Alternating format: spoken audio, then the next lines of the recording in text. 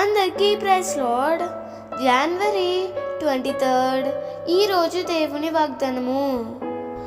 నీతో యుద్ధము చేయువారితో నేనే యుద్ధము చేసేదను. యెషయా 49:25.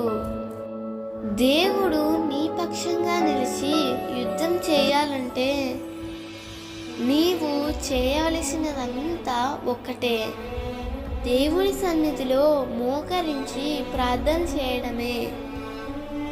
యెహోషాపాతు కాలంలో గొప్ప సైన్యము యూదా దేశం మీదకి వచ్చింది.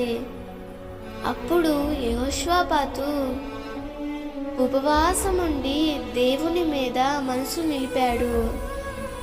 అప్పుడు దేవుడు సెలవిస్తున్న మాట, యెహోషాపాతు రాజా, యుద్ధము మీరు చేయవలసిన అవసరం లేదు, దేవుడే మీ పక్షంగా యుద్ధం చేయును అని ప్రవక్త సెలవిచ్చాడు.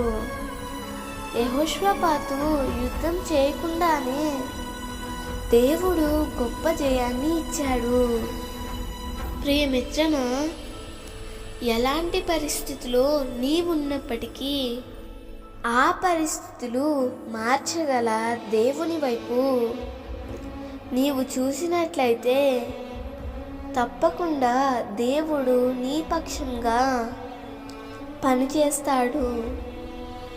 దేవుడు ఈ వాగ్దానము నీ జీవితంలో నిశ్చయముగా నెరవేర్చునుగాక. ఆమేన్.